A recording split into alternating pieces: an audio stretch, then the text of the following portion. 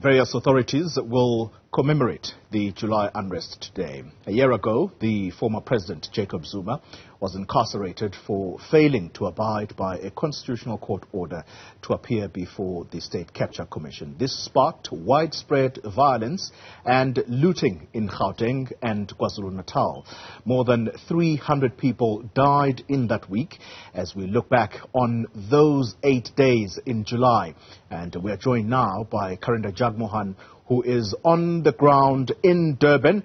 And Karinda, good morning to you. And you were on the ground as this chaos started unfolding. And I do remember distinctly that you were among the first journalists to quickly get to the prison that the former president was being sent to. Is that when we started witnessing these events?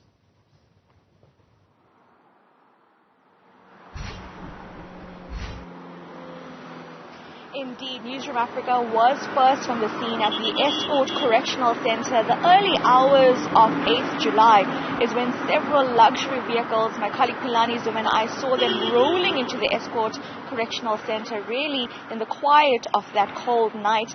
And then, of course, for the former president to start a 15-month jail term. We know that was short-lived, but what followed was a week of chaos, the violence and looting that wreaked havoc across Durban.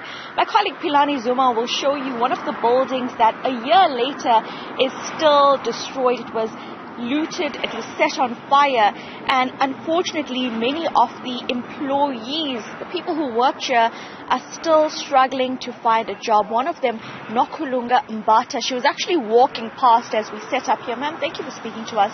Just very briefly, what do you remember when the looting started, and how did this affect you? Sanibonani, igama lami Nokulunga ngowambatha ehlihluwe. Nganginenyanga eyodwa ngifikile eThekwini, ngahamba ngafesa kuyo le factory. Ngaqashwa ngasebenza 2 days, emva kwalokho kwabe sekuyasha. Sangaphinda sathola amathuba omsebenzi. Kuyimanje asisebenzi. Ngiyabonga. And do you have any questions about what happened in the year that passed? What are you concerned about as a South African?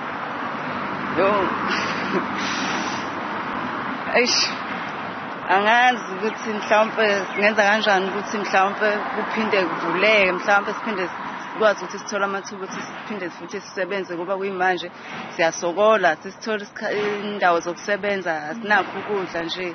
Besicela ukuthi mhlawumbe bephinde besivulele indawo siphinde sithole amanye amathuba omsebenzi.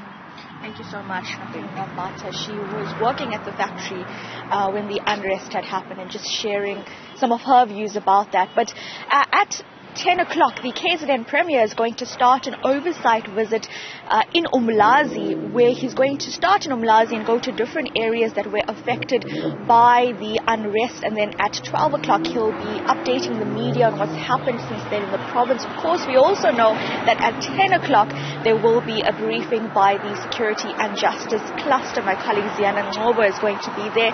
But really, over the next week, of course, we will be reflecting on what happened during those 8 days in July.